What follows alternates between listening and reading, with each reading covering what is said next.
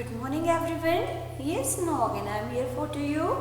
और आज की हिंदी ऑनलाइन क्लास में फिर से आप सभी का एक बार स्वागत है। तो कैसे हैं मेरे प्यारे बच्चे? हैप्पी हैं, अच्छे हैं? यस, हम उम्मीद करते हैं कि आप ऐसे ही अपने अपने घरों में स्वस्थ रहें और सुरक्षित रहें। तो प्यारे बच्चों, आज पुनः हम लोग अपनी हिंदी की कक्षा में अपने पुराना वाला जो पाठ है, विषय है, उसे ही कंटिन्यू कर रहे हैं, उसे आगे बढ़ाते हुए जैसा कि हमने पाठ 10 बरगद से बातें पढ़ा था, समझा था कि पेड़ कितने ज़रूरी होते हैं, कौन सा पेड़ कौन सा स्थान पर होता है, किसकी क्या पदवी होती है, पेड़ हमारे लिए क्यों ज़रूरी होते हैं। उसके आधार पर फिर हम लोगों ने अपने अभ्यास प्रश्न लेखन का कार्य किया था, जो कि हम लोगों ने पुस्तक में किया था, है ना। तो आज हम लोग क्या करने वाले हैं? बहुत सिंपल, आज हम लोग इस पाठ को समाप्त करने के लिए इस प्रश्न उत्तर लेखन का जो कार्य है, जो कि हम हमेशा अपनी उत्तर पुस्तिका में करते हैं, उसे आरंभ करेंगे। तो सभी बच्चे अपने कॉपी, अपनी किताब जो भी है वो निकाल लीजिए, और यदि आप पहले रफ में लिखते हैं तो वो निकाल लीजिए, है ना। कुछ बच्चों की आदत है कि वो लोग पहले अपने रफ वाले कार्य में जो है वहाँ पर लिखते हैं और फिर उसको व्यवस्थित रूप से अपनी जो फाइनल अपनी जो क्लास वर्क नोट होके उसमें राइट करते हैं। तो ये भी एक अच्छी आदत है, इससे आपका लेखन भी शुद्ध होता है, आपकी हैंडराइटिंग भी क्लियर होती है बेटा।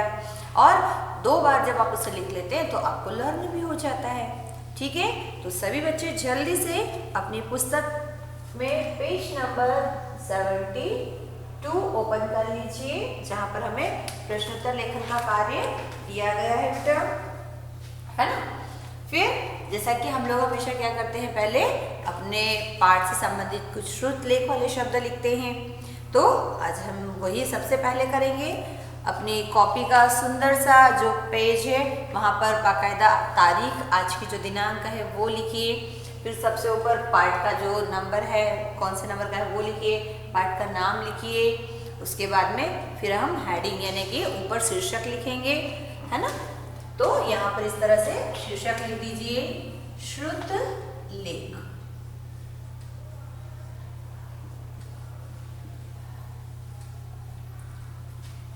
ठीक है। इसके पश्चात हम जैसे कि हमेशा करते हैं, इस तरह से आप व्यवस्थित रेखा खींच दीजिए। क्योंकि इस प्रकार की जो आड़ी रेखाएं हैं वे तो आपकी कॉपी में है, लेकिन जो सीधी रेखाएं हैं वे आपको अपने स्केल की मदद से खींचनी होंगी, ठीक है। अब पहला हमारा श्रुत लेख का शब्द है शीशम। शीशम एक वृक्ष का नाम होता है बेटा, है ना। उसके पश्चात है बेटा आपका महुआ, महुआ, ठीक है। इसके पश्चात तीसरा शब्द दिया है करौंदा।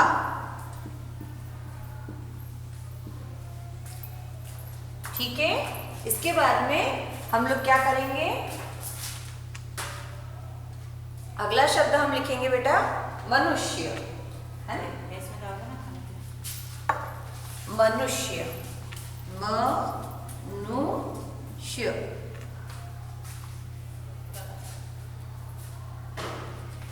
मनुष्य लिखने के पश्चात हम क्या करने वाले हैं, देखिए बेटा, हम लोग अगला शब्द लिखेंगे स्वार्थ।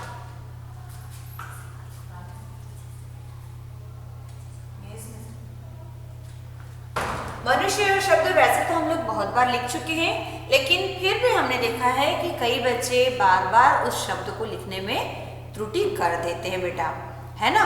तो चूंकि ये शब्द जो है वो हमसे ही संबंधित है, कई बार बच्चे जो होते हैं वो आधा जो वर्ण होता है उसे लिखने में गलती कर देते हैं, है ना। तो हम कुछ ऐसे शब्द बार बार रिपीट भी कर रहे हैं जो हम पहले पढ़ चुके हैं, लिख भी चुके हैं, लेकिन हम उन्हें पुनः भी लिख रहे हैं। फिर एक शब्द दिया है बेटा हमें स्वार्थ, स्वार्थ, है ना। फिर उसके पश्चात एक और शब्द है आंवला।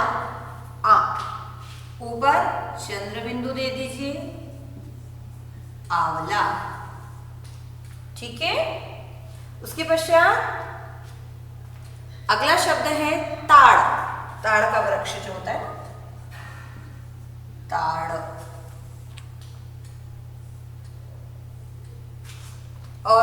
अंतिम शब्द है बेटा प्रहार। प्रहार यानी कि हमला या घात लगाना या एकदम से चोट पहुंचाना, है ना। प्रहार। कार्य समाप्त होने के बाद में एक सीधी रेखा खींच दीजिए। ठीक है, चलिए जल्दी से इसे लिख लीजिए। और जैसा कि हमेशा हम लोग करते हैं, एक बार आप हमारे साथ लिखेंगे और बाकी के जो 2 बार हैं उनका पुनर्लेखन वे आप स्वयं करेंगे। और मैं देख रही हूँ बहुत सारे बच्चे कार्य व्यवस्थित रूप से नहीं कर रहे हैं, ये सही नहीं है बेटा। आप जैसे अपना वर्क हमारे साथ करते थे वही वर्क आपको घर पर भी करना है। ये नहीं कि मैम नहीं है, मैम नहीं देखते। जब आपकी कॉपी चेकिंग में आती है हम बाकायदा देखते हैं और जो बच्चे व्यवस्थित कार्य करते हैं उनके लिए हमारे मुंह से अपने आप प्रशंसा के शब्द निकल ही जाते हैं, है ना। तो भले ही हम लोग अभी दूर हैं, साथ में नहीं हैं, लेकिन काम तो हमारा एक साथ ही चल रहा है ना, तो उसमें हम कोई भी कमी क्यों रखें। ठीक है, चलिए इसके पश्चात हम अपना अगला जो कार्य होता है शब्दार्थ लेखन का करेंगे। तो आपके पास पेज पर नीचे जगह होगी बेटा, है ना। हमारे पास यही हमारा पेज है। आपके लिए जैसे आपकी उत्तर पुस्तिका वैसे ही हमारे लिए हमारा बोर्ड। ऊपर फिर से हम एक हेडिंग देते हैं शब्दार्थ। ठीक है, अब शब्दार्थ में ये लीजिए, इसे हम डबल अंडरलाइन कर देते हैं ताकि कोई चीज यदि हम थोड़ा सा अलग या विशेष या हटकर दिखाना चाहते हैं तो उसके साथ में हम क्या कर सकते हैं, उसको 2 रेखाओं के द्वारा भी रेखांकित कर सकते हैं बेटा, है ना। पहला शब्द हमें दिया गया है पुस्तक में डाल। डाल यानी कि पुनः बीच में एक सीधी रेखा डाल लीजिए। आप चाहें तो इसे दोहरा भी सकते हैं। डाल का मतलब होता है शाखा, है ना, या डाली भी होता है। आपकी पुस्तक में देखिए उन्होंने हमें क्या लिख कर दिया है, डाली या शाखा।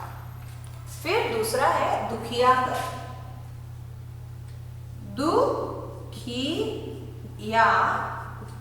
कर। दुखिया कर का मतलब होता है दुखी होकर। दुखी होकर। ठीक है, चलिए अगला शब्दार्थ का शब्द हम क्या ले रहे हैं, पुस्तक में है घाते। घात और घाते। एक बार यदि आपके साथ में कुछ बुरा हो या आपको चोट पहुंचे तो उसे घात कहते हैं, लेकिन यदि बार बार वो चीज दोहराई जाती है तो वो बहुवचन में हो जाती है। तो घाते का मतलब होता है प्रहार या चोट। ठीक है, अगला शब्द स्वार्थ। ये एक भावना है बेटा जो मनुष्य में सबसे अधिक पाई जाती है ना। क्योंकि पशु पक्षी, आपका पेड़ पौधे, प्रकृति की कोई भी चीज इस भावना से इतनी अधिक भरी हुई नहीं है जितना कि मनुष्य भरा हुआ है। ठीक है, तो स्वार्थ का मतलब क्या होता है, स्वार्थ यानी अपनी भलाई, सिर्फ अपने बारे में सोचना, अपने लिए करना, है ना, उसे कहते हैं स्वार्थ। और जो हमेशा दूसरों के लिए करते हैं, दूसरों का सोचते हैं, उसे क्या कहते होंगे, उस भावना को उसे कहते हैं परमार्थ, यानी सबके लिए सोचना। फिर अंतिम एक शब्द है बेटा 2 अक्षर का, रत। ना कोई मात्रा है ना, सिर्फ 2 वर्ण रत। मैम इतना सा शब्द है, 2 वर्ण है, इसका भी कोई मीनिंग हो सकता है क्या? हाँ, जब इस शब्द को किसी शब्द के साथ लगा दिया जाता है ना, तो ये अपने आप में बहुत अर्थपूर्ण होता है। तो अलग होने पर भी इसका एक स्वतंत्र अर्थ होता है, लगे रहना, है ना, लगे रहना। वह हमेशा कार्यरत रहता है, मतलब अपने काम में लगा रहता है। ठीक है, जब आपका कार्य समाप्त हो जाए तो पुनः इस तरह से 2 रेखाएं स्केल की मदद से खींच दीजिए बेटा। इसके बाद हम लोग क्या करेंगे, यहाँ पर प्रश्नोत्तर लेखन का कार्य करेंगे। प्रश्नोत्तर लेखन के लिए देखिए आपको दिया गया है पहला प्रश्न, तो हम पहले यहाँ पर क्या कर रहे हैं, बाकायदा हेडिंग डालेंगे, इन प्रश्नों के उत्तर दीजिए। क्या लिखेंगे,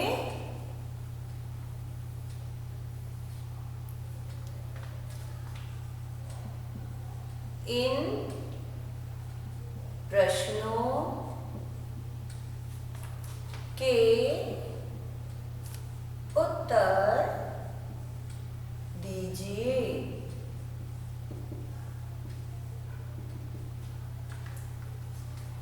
ओके,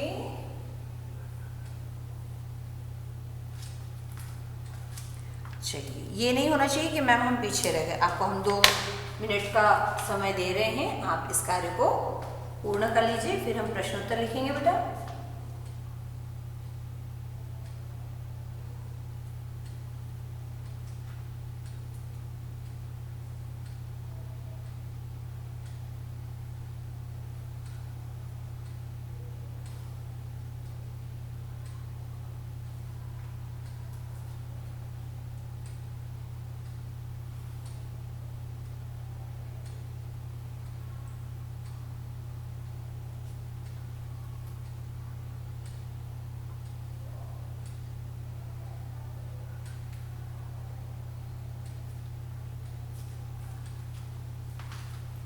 हो गया सभी का कार्य समाप्त। चलिए तो हम अपना लेखन कार्य आरंभ करते हैं। प्रश्न नंबर क, प्रश्न नंबर क बेटा सभी को दिखाई दे रहा है। कवि ने बड़े और छोटे पेड़ों को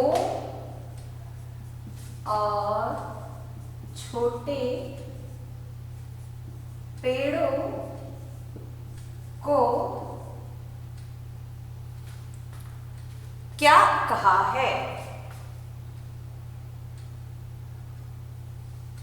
को क्या कहा है। प्रश्नवाचक चिन्ह लगा दीजिए। शब्दों में और वर्णों में पर्याप्त दूरी रखिए बेटा। एक सुंदर और स्वच्छ लेखन का यही राज होता है, यही तरीका होता है कि जब भी आप लिखें तो वर्णों के बीच में और शब्दों के बीच में उचित दूरी बनाए रखें और उसे वैसे ही कायम भी रखें। उत्तर लिख लीजिए। हमने पाठ पढ़ा था जब कविता, तो उसमें हमने क्या पढ़ा था, याद किया किसी ने कविता को? क्यों? बड़े पेड़ बूढ़े दादा हैं, छोटे हैं सब लड़के, है ना। जितने भी बड़े पेड़ हैं जिसमें कि बरगद होता है वो सब बूढ़े दादा हैं, और जितने छोटे पेड़ हैं वे सब उनके लड़के हैं। तो पास में था नींबू का, वह था छोटा लड़का, लड़का बड़ा बबूल पेड़ का, थोड़ा सा था मोटा।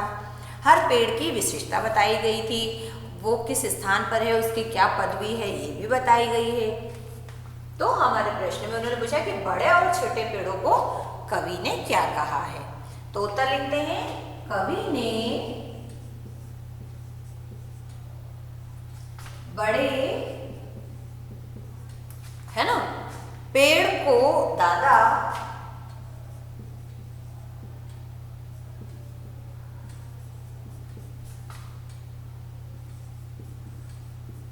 और छोटे पेड़ों को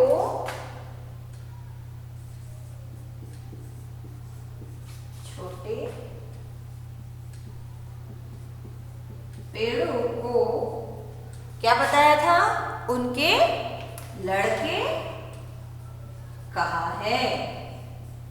यहां लड़के से मतलब बॉय वाला नहीं है बेटा, लड़के मतलब कि पुत्र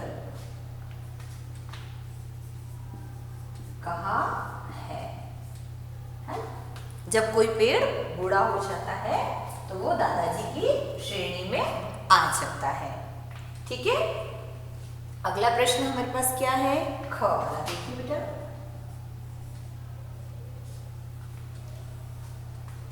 बहुत छोटा सा प्रश्न, पेड़ दुखी क्यों थे? पेड़ दुखी क्यों थे? ठीक है ना, यही प्रश्न है, देख लीजिए एक बार अपनी पुस्तक में मिला लीजिए, हमने कुछ अलग तो नहीं लिखा है। प्रश्नवाचक चिन्ह, उत्तर। बहुत सरल शब्दों में हमें अच्छे से पता है कि कविता में हमारे पेड़ दुखी क्यों थे और वास्तव में भी वे दुखी क्यों हैं। पेड़ दुखी थे क्योंकि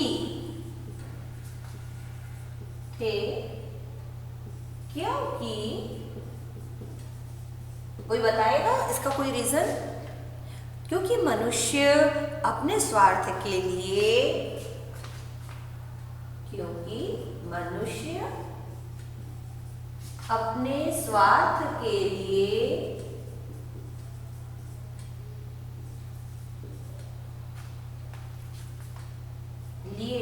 क्या कर रहा है, उन्हें कुछ कर रहा है क्या? उन्हें काटकर चोट पहुंचा रहा है ना? उन्हें काट कर चोट पहुंचा रहा है। पूर्ण विराम सभी को दिखाई दे रहा है बेटा? ठीक है,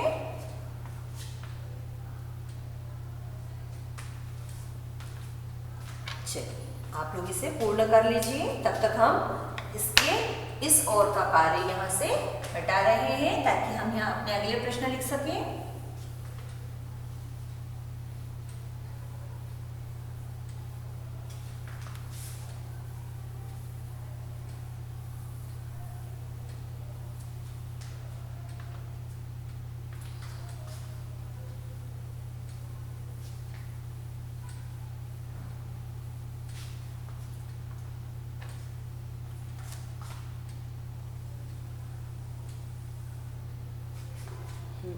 प्रश्न नंबर 3, कवि ने पेड़ों का आपस में, प्रश्न नंबर 3 या उसे हम ग लिखते हैं बेटा, है ना, ग।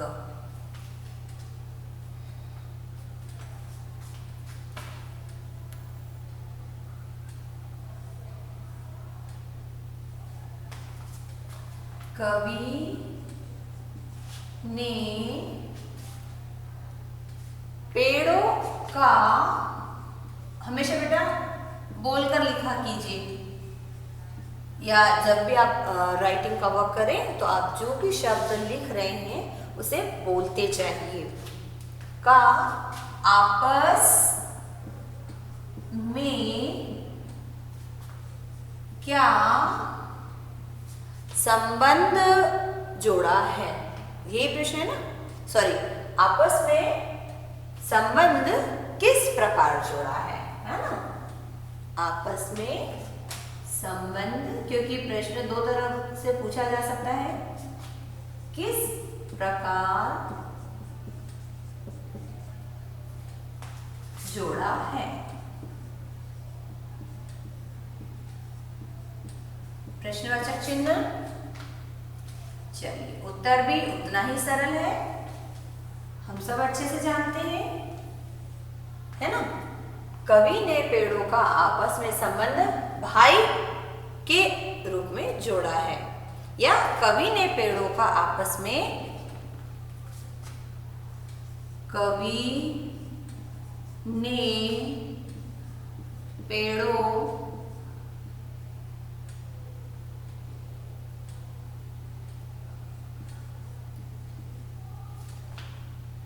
का आपस में भाई का संबंध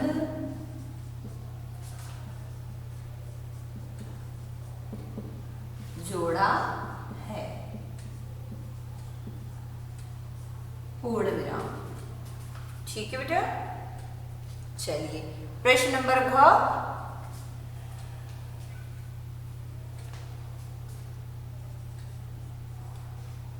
घ वाले प्रश्न के लिए उन्होंने पूछा है कि पेड़ों से हमें क्या क्या लाभ हैं। और सभी लोग जानते हैं कि पेड़ों से हमें अनगिनत लाभ हैं, फिर भी पेड़ों से हमें क्या क्या लाभ हैं। प्रश्नवाचक चिन्ह उत्तर। ये उत्तर तो मुझे लगता है बच्चे स्वयं भी अपने लिख सकते हैं, क्योंकि पेड़ों से हमें मिलने वाले कई लाभ हैं, है ना। पेड़ों से हमें सबसे पहले तो क्या मिलता है, फल, लकड़ी, है ना, और छाया, पानी, फूल भी मिलते हैं, है ना। फूल, पानी, पानी को आकर्षित करते हैं ना वो। और सबसे ज्यादा प्राणवायु, प्राणवायु का लाभ है, या प्राणवायु का लाभ है।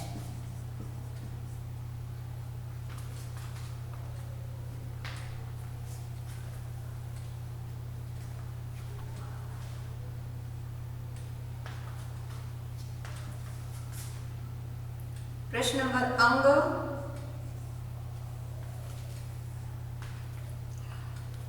मनुष्य के स्वार्थ और शैतानी के कारण क्या हो रहा है। सबसे इंपॉर्टेंट क्वेश्चन। मनुष्य के स्वार्थ और शैतानी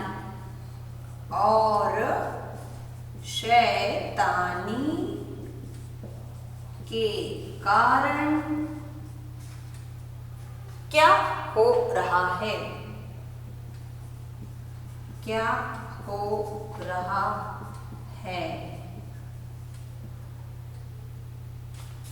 सबको पता है इसका सबसे बड़ा नुकसान जो है वो स्वयं मनुष्य को ही हो रहा है बेटा, है ना। चलिए तो इसे हम लिख भी देते हैं। मनुष्य के स्वार्थ और शैतानी के कारण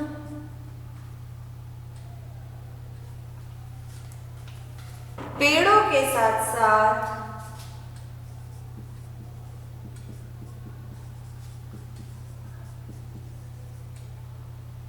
स्वयं उसका जीवन भी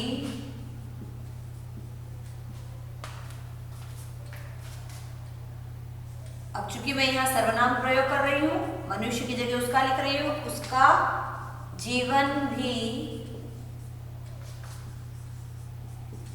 क्या हो गया है, खतरे में पड़ गया है।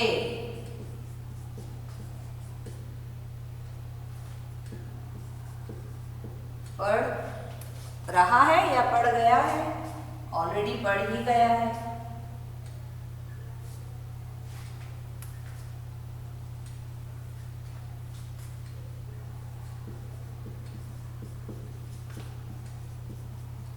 पूर्ण विराम लगाते हैं।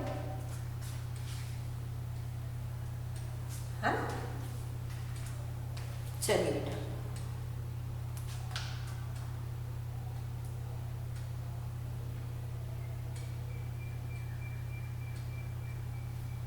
प्रश्नोत्तर समाप्त होने के पश्चात नीचे एक रेखा खींच दीजिए इस प्रकार, और हमारा प्रश्नोत्तर लेखन का कार्य आज यहाँ समाप्त होता है। तो सभी बच्चे ध्यानपूर्वक लिखेंगे, मात्राओं का और अक्षरों का ध्यान रखिए बेटा। कहीं पर भी अगर कोई परेशानी है तो आप हमसे पूछ सकते हैं कि ऐसा क्यों हो रहा है मैम, है ना। और यही उम्मीद करती हूँ कि आप हमारे आने वाली पीढ़ी है बेटा, तो कम से कम आप पेड़ों को अवश्य बचाएंगे। कम से कम उन चीज़ों का प्रयोग कीजिए जिसमें पेड़ों को नुकसान पहुंचाया जाता है, जैसे कि आपकी कॉपी के पैचेस। मैं हर बार भी समझाती हूँ सभी बच्चों को कि बेटा पेज नहीं फाड़ना चाहिए। पेजों का या जो आपका जो कागज़ होता है उसका ज़्यादा से ज़्यादा प्रयोग करने के बाद ही उसे वेस्ट करना चाहिए, क्योंकि जितनी कॉपी या जितने कागज़ आप प्रयोग करते हैं उसके लिए हर साल लाखों वृक्ष काटे जाते हैं, और किसी भी वृक्ष को बड़ा होने में और कागज़ देने लायक बनने में बेटा कई साल लगते हैं, तो इतनी जल्दी वो संभव नहीं होता है। तो अगर वैसे भी अभी तो आपकी ऑनलाइन क्लासेस चल रही तो आपको कागज़ की ज़रूरत कम से कम ही पड़ती है ना। तो ये कोशिश कीजिए कि आप उसे व्यर्थ ना करें, ठीक है। तो आज की कक्षा हम यही समाप्त करते हैं। अगली कक्षा में फिर हम एक नए विषय के साथ, अपने व्याकरण के विषय के साथ मिलेंगे। तो तब तक के लिए आप लोग घर पे रहें, अपने बड़ों का कहना माने, और बेटा प्लीज़ अपने स्वास्थ्य का ध्यान रखें, ठीक है। Bye bye.